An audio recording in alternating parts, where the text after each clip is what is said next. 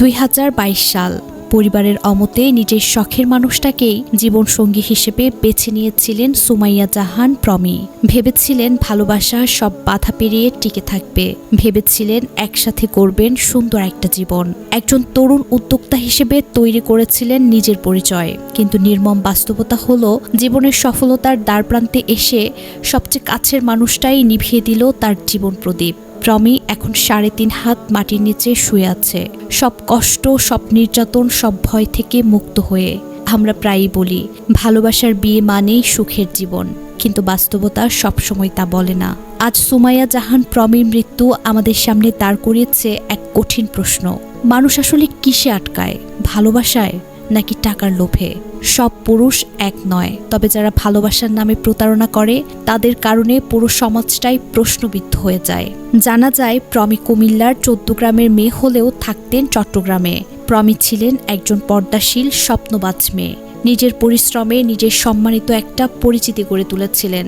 ফেসবুকের পরিচয় থেকে প্রেম, তারপর 2022 সালে ভালোবেসে ঘর থেকে পালিয়ে বিয়ে করেছিলেন চট্টগ্রামের সাতকানিয়ার আবু সৈয়দ মোহাম্মদ আনাসকে।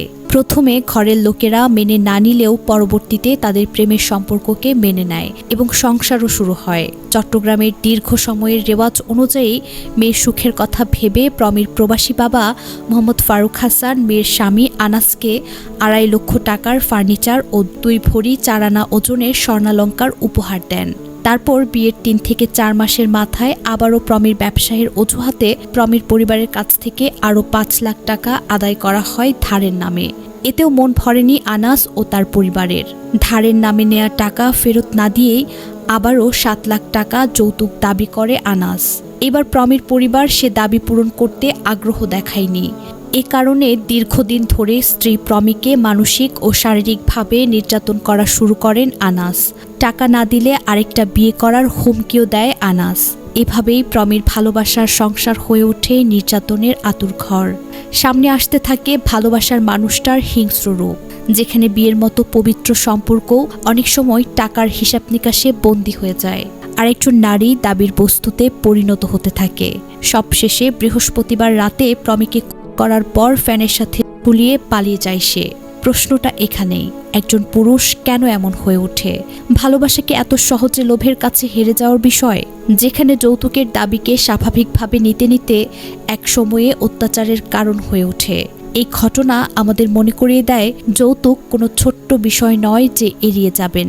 যৌতুকের কারণে নির্যাতন সহ্য করার কোনো মানেই হয় না, আর নীরবতা কখনোই সমাধান হতে পারে না। তাই সময় থাকতেই আওয়াজ তুলুন, অন্যায়ের বিরুদ্ধে দাঁড়িয়ে প্রতিবাদ করুন। এমন সংসার থেকে বেরিয়ে নিজের জীবনকে নিজেই নিরাপদ করুন।